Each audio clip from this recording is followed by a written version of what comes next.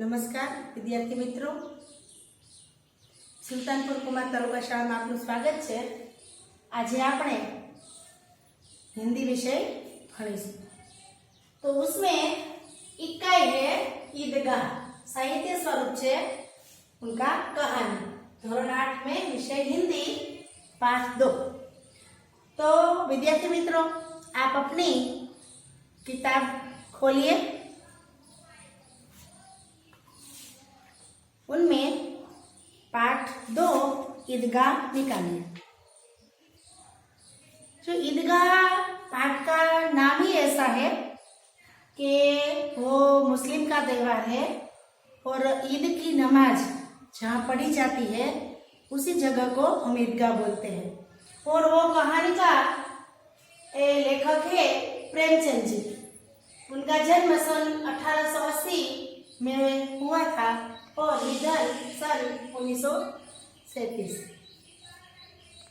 तो उपन्यासकार प्रेमचंद जी है, वो उपन्यास सम्राट प्रेमचंद जी का जन्म वाराणसी यानी के उत्तर प्रदेश के पास लम्ही नामक गांव में हुआ था। उनका बचपन का नाम धनपत राय था, जो उसका नाम तो धनपत राय था। आरंभ में ही नया बराय उपनाम से उर्दू में लिखते थे। जो पहला उसका नाम उपनाम नवाब कराई था और वो उपनाम के उर्दू में लिखते थे। बाद में प्रेमचंद जी नाम से हिंदी में लिखने लगे।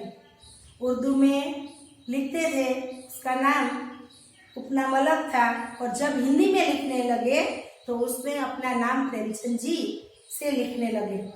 मैट्रिक उत्तीर्ण होते ही अध्यापक बने, किंतु गांधी जी के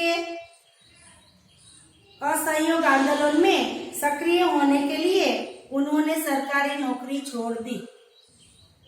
गांधी जी के साथ वो असहकारी आंदोलन में जुड़ गए तो उनको सरकारी नौकरी जो मिली थी वो उसने छोड़ दी। उसका कई उपन्यास है, तो उसमें सबसे श्रेष्ठ है गोदान प्रेमचंद जी का सर्वश्रेष्ठ उपन्यास है। उसकी कहानियां मानसरोवर भाग 1 से 8 में संकलित है। साहित्य में प्रगतिवाद चेतना को उजागर करने के लिए जागरण तथा हंस पत्रिकाओं का संपादन किया था। प्रेमचंद जी की भाषा बोलचाल के निकट की थी। ईदगाह प्रेमचंद की अमर कहानी है। कहानी का बाल नायक हामिद अपने दोस्तों के साथ ईदगाह जाता है। जब अन्य बच्चे खिलौने और मिठाई खरीदते हैं, हामिद अपनी बाल सहज इच्छाओं का दमन करके अपने दादी अमीना के लिए चिमटा खरीदता है। इसमें दादी के प्रति प्रेम तथा उपयोगी चीजों खरीदने की विवेकपूर्ण बुद्धिमत्ता प्रकट होती है। पाठकगण बालक हामिद के त्याग, सद्भाव और विवेक को देखकर भाव विभोर हो जाते हैं। तो जो हामिद नामना लड़का है वो अपने लिए कोई वस्तु नहीं खरीदता, पर अपनी बूढ़ी दादी के लिए वो चिमटा खरीदता है, खिलौना नहीं खरीदता। तो हम पाठ की शुरुआत करते हैं। पाठ का मैं पठन करती हूँ, आप विद्यार्थी मित्रों सुनना और अपनी किताब के साथ आप भी पढ़ना। रमजान के पूरे 30 रोजा के बाद आज ईद आई है। कितना मनोहर, कितना सुहावना प्रभात है। आज का सूर्य देखो कितना प्यारा, कितना शीतल है, मानो संसार के को ईद की बधाई दे रहा है। गांव में कितनी हलचल है। ईदगाह जाने की तैयारी हो रही है। किसी के कुर्ते में बटन नहीं है। पड़ोस के घर में सुई धागा लेने दौड़ा जा रहा है। किसी के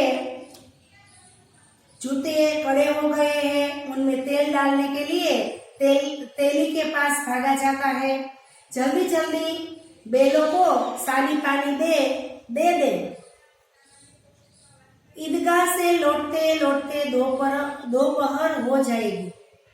3 कोस का पैदल रास्ता, फिर सैकड़ों आदमियों से मिलना भेंटना। दोपहर के पहले लौटना असंभव है। तो सब तैयारी में जुटे हैं।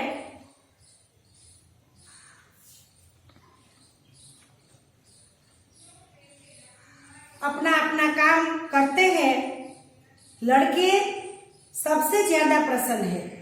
किसी ने एक रोजा रखा है, वह भी दोपहर तक, किसी ने वहां भी नहीं, लेकिन ईदगाह जाने की खुशी उनके हिस्से की चीज है। रोजा है, कई लोग 30 दिन रखते हैं, कई 1 दिन 2 दिन, कई दोपहर तक ही रखते हैं, लेकिन सभी को ईदगाह जाने की जल्दी है। रोजे बड़े बूढ़े के लिए होगे। इसके लिए तो ईद है। रोज ईद का नाम रटते थे, आज वह आ गई। अब जल्दी पड़ी है कि लोग ईदगाह क्यों नहीं चलते। उनकी अपनी जेबों में तो कुबेर का धन भरा हुआ है। बार बार जेब में से अपना खजाना निकालकर गिनते हैं और खुश होकर फिर रख देते हैं। महमूद गिनता है, 1 2 10 12, उसके पास 12 पैसे हैं। मोहसिन के पास 1 2 8 9 15 पैसे हैं। इन्हीं अनगिनत पैसों से अनगिनत चीजें लाएंगे।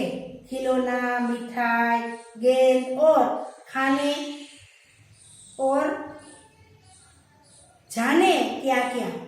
और सबसे ज्यादा प्रसन्न है हामिद। सबसे ज्यादा कौन प्रसन्न है? हामिद। गरीब सूरत, दुबला पतला लड़का, जिसका बाप गत वर्ष हैजे की भेंट हो गया। फिर एक दिन माँ भी मर गई। अब हामिद अपनी बूढ़ी दादी अमीना की गोद में है और उतना ही प्रसन्न है जितना सभी बच्चे प्रसन्न है, उतना ही वो प्रसन्न है। हामिद के पाँव में जूते नहीं है। सिर पर एक पुरानी टोपी है जिसका गोटा काला पड़ गया है, फिर भी वह प्रसन्न है। अभागिन अमीना अपनी कोठरी में बैठी रो रही है। आज ईद का दिन और उनके घर में दाना नहीं।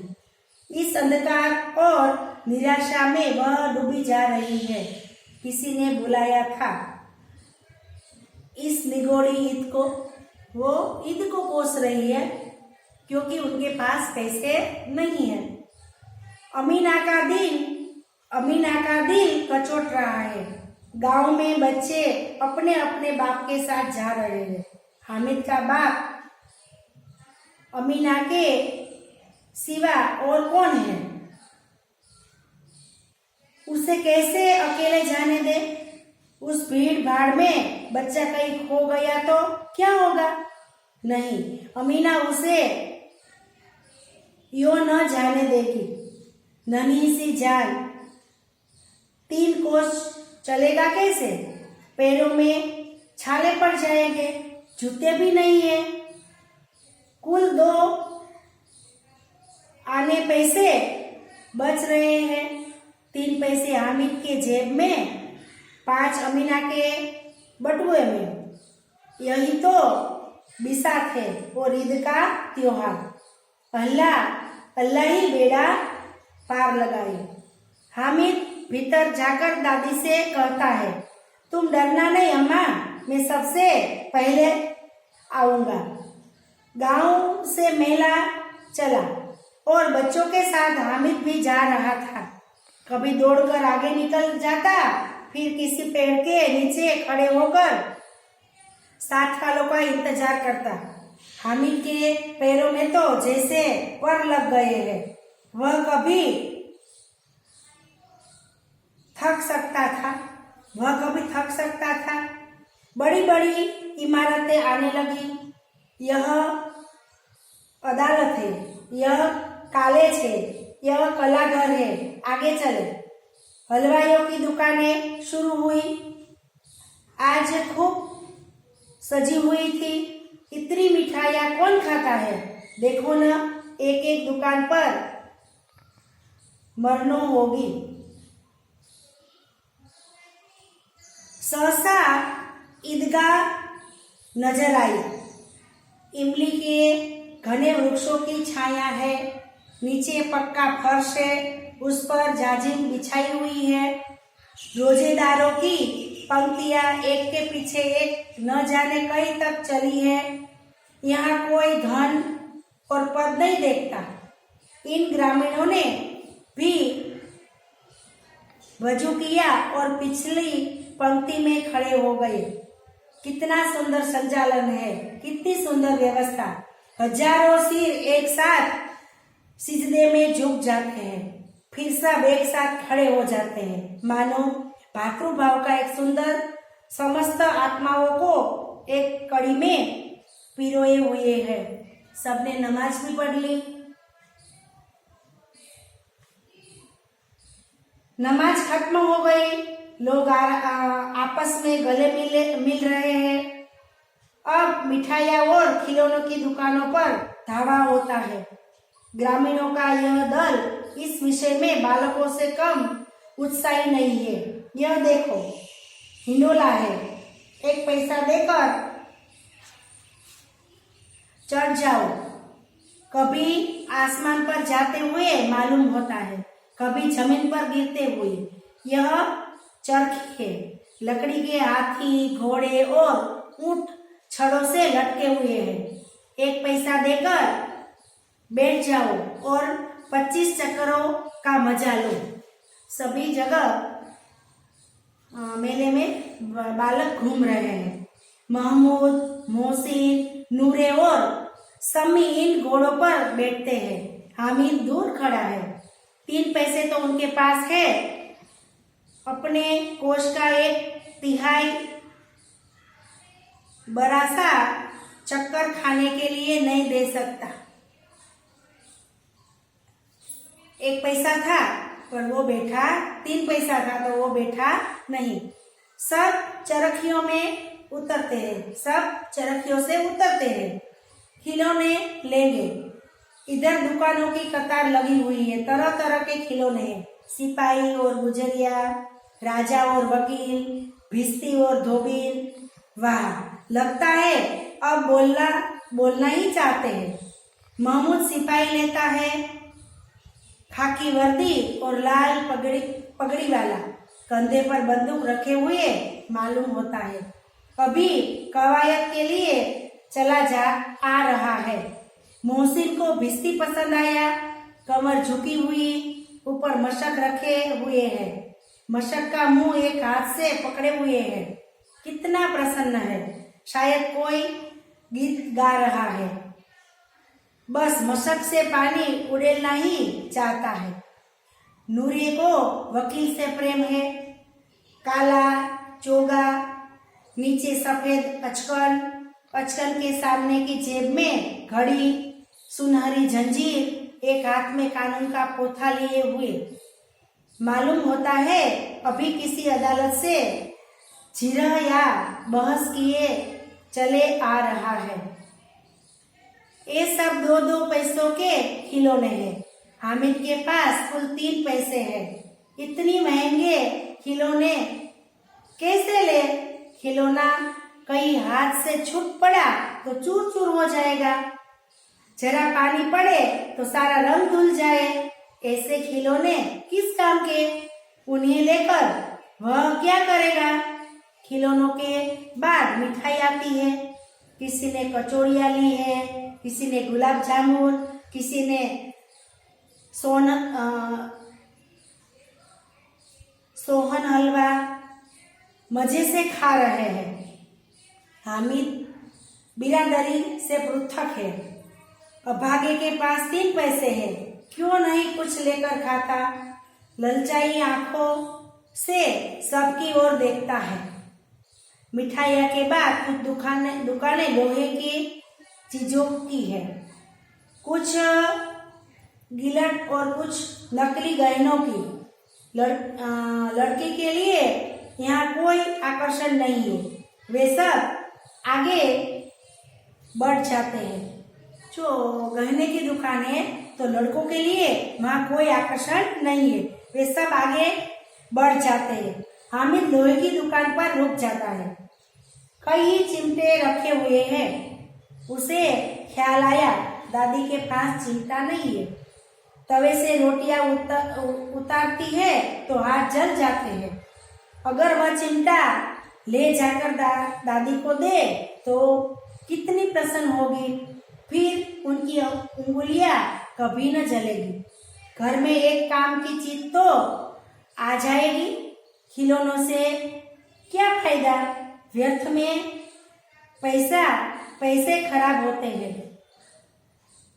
जरा देर ही तो खुशी होती है, फिर तो खिलौनों की और कोई आंख उठाकर नहीं देखता, या फिर घर पहुंचते पहुंचते टूट फूट कर बर्बाद भी हो जाएंगे। चिमटा कितने काम की चीज है। रोटियां तवा से उतार लो, चूल्हे में से सेक लो, कोई आग मांगने आए तो चटपट चूल्हे में से आग निकालकर उसे दे दो। अम्मा बेचारी को कहाँ फुर्सत है कि बाहर जाए, और इतने पैसे की कहाँ मिलते हैं। रोज हाथ जला लेती है। हामिद के साथी आगे बढ़ गए थे। सभी पी रहे हैं। देखो सब कितने लालची है, इतनी मिठाइयाँ ली, मुझे किसी ने एक भी न दी। उस पर कहते हैं मेरे साथ चलो, मेरा यह काम करो, मेरा वह काम करो। अब अगर किसी ने कोई काम करने को कहा तो पूछूंगा, खाई मिठाइयाँ, आपका मुंह सड़ेगा, फोड़े फुसलियाँ निकलेगी, आप की जबान चटोरी हो जाएगी।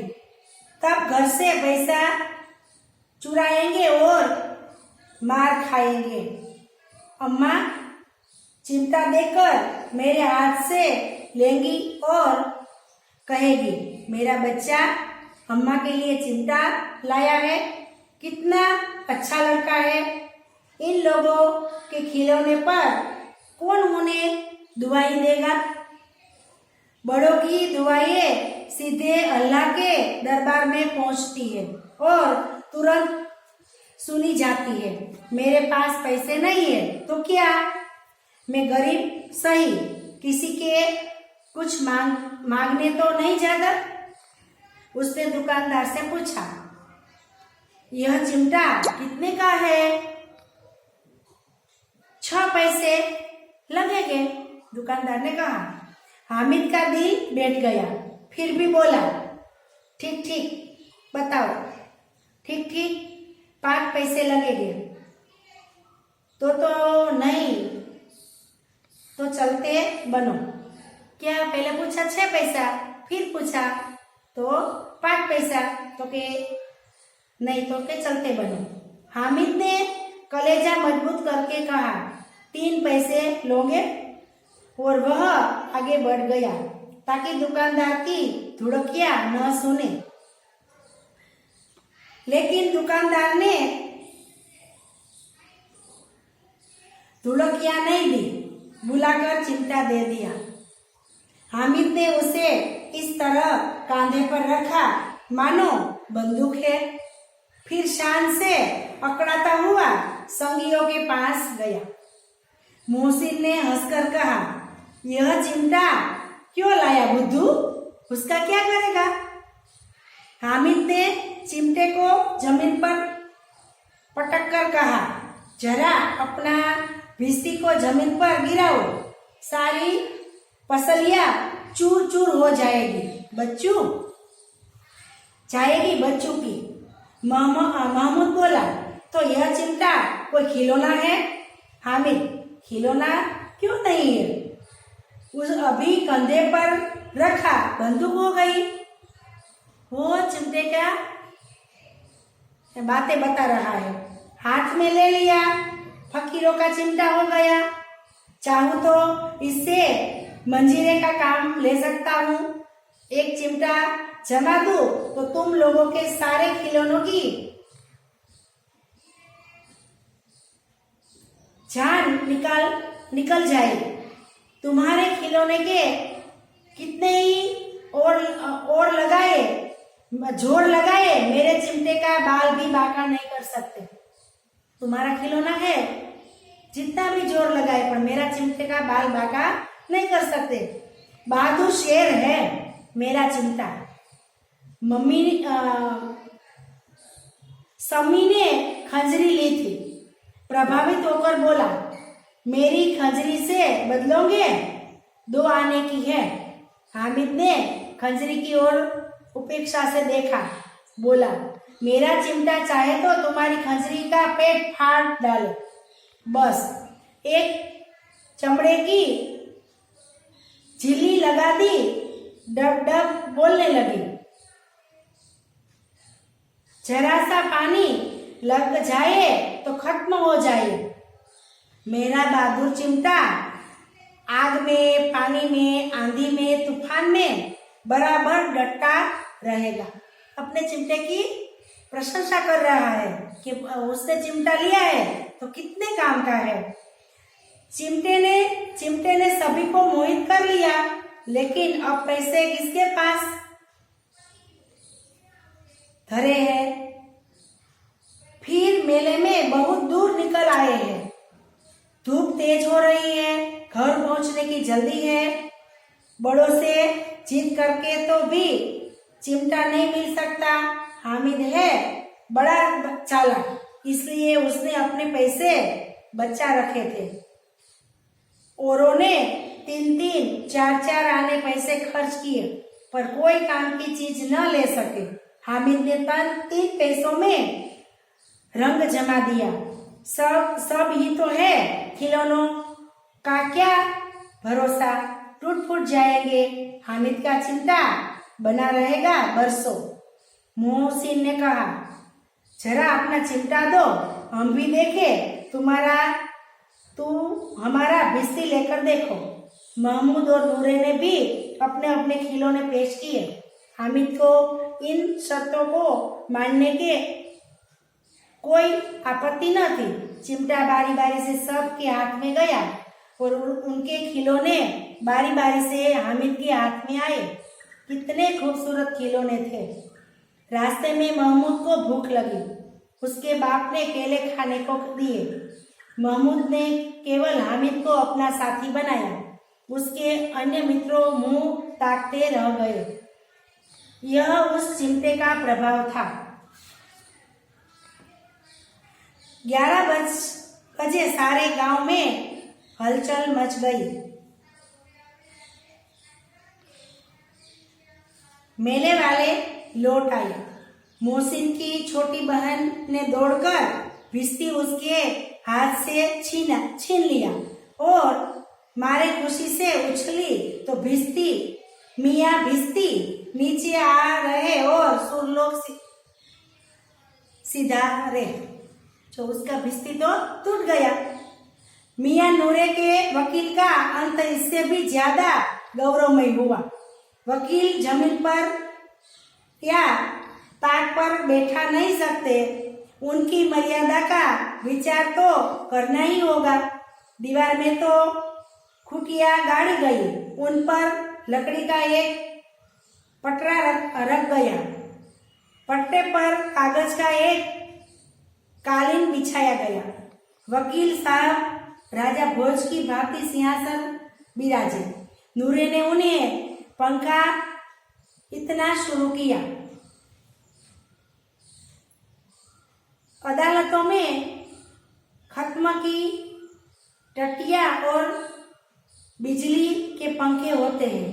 यहाँ मामूली पंखा भी न हो। बांस का पंखा आया और नूरे हवा करने लगा। मालूम नहीं पंखे की हवा से या पंखे की चोट से वकील साहब स्वर्गलोक से मृत्युलोक में आ रहे और उनका माटी का चोला माटी में मिल गया। फिर बड़े जोर शोर से मातम हुआ और वकील साहब की पस्तियां पूरे घर पर डाल दी गई। अब मियां हामिद का हाल सुनिए। अमीना उसकी आवाज सुनते ही दौड़ी और उसको गोद में उठाकर प्यार करने लगी।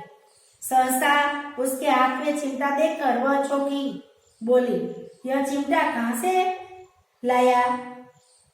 मैंने मोल लिया है। के पैसे में? 3 पैसे दिए। अमीना ने छाती पीट ली। यह कैसा बेसमझ लड़का है कि दोपहर हुआ, कुछ खाया न पिया, लाया क्या? चिमटा। सारे मेले में तुझे और कोई चीज न मिली जो यह लोहे का चिमटा उठा लाया? हामिद ने अपराधी भाव से कहा, तुम्हारी अंगुलियां तवे में जल जाती है, इसीलिए मैंने लिया। बुढ़िया का क्रोध तुरंत स्नेह में बदल गया। बच्चे में कितना त्याग, कितना सद्भाव और कितना विवेक है।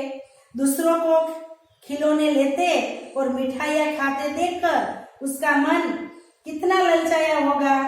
इतना जब तक इसमें हुआ कैसे? अमीना का मन गदगद हो गया। वह रोने लगी।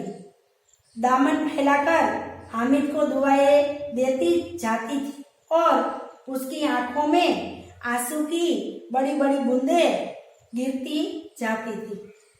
देखा विद्यार्थी मित्रों, ये हामिद है, उसने अपने लिए कुछ नहीं लिया, अपने दादी के लिए लिया और उन्हें ढेर सारी दुआएं मिली। तो ये कहानी से हमें ऐसा सीखना मिलता है कि हम दूसरे के लिए करते हैं तो हमें बहुत बड़ा आनंद मिलता है। मैंने थोड़ा शब्दार्थ लिखे हैं बोर्ड पर कि जो नए नए शब्द है। तो ईदगाह, तो ईद की नमाज पढ़ने वाली जगह। सानी, चारे की सामग्री जो पानी में सान कर पशुओं को खिलाई जाती है। कुबेर, धन का देवता। अनगिनत, बहुत अधिक, जिसे गिना ना जा सके। मन, तो मन हमें गुजरात में हम मन शब्द का प्रयोग करते हैं। मन એટલે कोई पण वस्तु हमें किलोग्राम में लेते हैं तो 20 किलो लेते हैं, उसे क्या बोलते हैं? मन।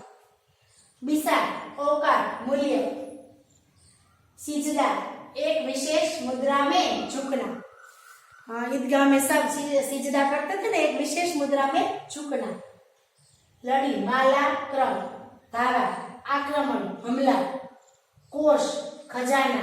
पृथक, अलग। कतार, पंक्ति। बिरादरी, जमात। पृथक, अलग। सबील એટલે प्याऊ के मुस्लिम लोगों के ईदगाह में सब जाते हैं तो उसे पानी या शरबत पिलाते हैं जगह जगह, उसे क्या बोलते हैं? सबील। दुआएं એટલે आशीर्वाद। चोला એટલે शरीर। सुरलोक એટલે स्वर्ग। भिस्ती, पुराने जमाने में घर घर जाकर पानी पहुंचाने वाला। हमने गुजराती में जुमा भिस्ती का पाठ लिया है ना, तो भिस्ती, अरे भिस्ती किसको कहते हैं? तो कि पुराने जमाने में घर घर जाकर पानी पहुंचाने वाला। अब भिस्ती हमको मिलते नहीं है।